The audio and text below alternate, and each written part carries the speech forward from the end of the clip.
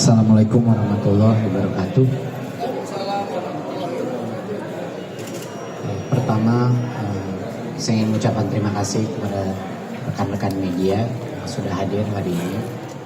Hari ini adalah sidang pembelaan terakhir dari kasus saya, seperti yang sudah diberitahukan Pak Ari dan Pak Dodi tadi. Hari ini kita akan ada dua bagian.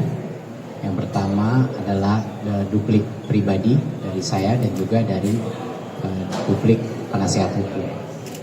Bagian saya akan membahas secara kronologis apa yang saya alami dari sebelum menjabat sampai awal jabatan sampai dengan keputusan Chrome OS dan juga yang terjadi setelahnya, untuk bisa agar majelis hakim baik publik bisa membayangkan seperti apa tugas saya, konteks situasi di negara pada saat itu, untuk bisa mengerti semua niat baik yang telah dilakukan dalam kasus ini.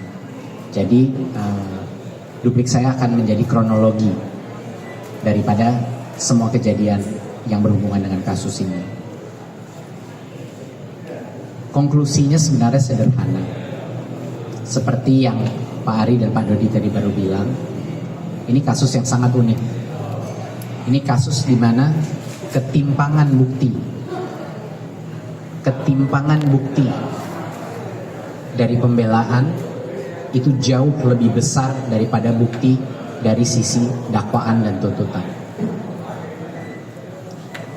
Yang akan terlihat dari ratusan lembar chat, hasil meeting, dokumentasi, korporasi, dan lain-lain adalah begitu banyaknya bukti niat baik yang terjadi oleh saya, baik tim saya di dalam kementerian, dan itu adalah ironi terbesar daripada kasus ini, di mana semua bukti niat baik tersebut diabaikan. Dan saya harap dengan mengutarakan duplik ini, baik majelis hakim maupun masyarakat akan mengerti bahwa satu,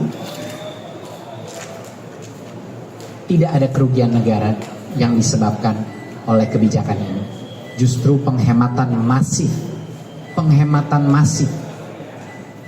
Ironi terbesar kasus ini adalah saya dipenjara dan dituntut lebih besar daripada teroris untuk suatu kebijakan yang menghemat minimal 3,6 triliun rupiah, untuk memilih suatu operating system yang gratis dan menghemat anggaran. Dan yang kedua adalah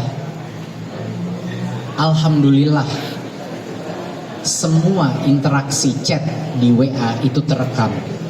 Kami sangat beruntung bahwa dengan budaya keterbukaan yang kita lakukan selama menjadi menteri, semua interaksi, diskusi dengan tim itu tercatat dan terekam secara WA. Dan dari situlah kami membangun pembelaan kami untuk tidak adanya niat jahat dalam kasus ini. Poin terakhir saya adalah narasi yang terbangun justru bukan narasi korupsi. Narasi yang terbangun justru cerita mengenai anak-anak muda yang idealis dan penuh dengan integritas, yang berani masuk dalam pemerintahan untuk melakukan perubahan dengan niat baik. Sama seperti niat baik anak-anak muda yang sekarang lagi turun di jalanan untuk menuntut perbaikan dari negeri ini.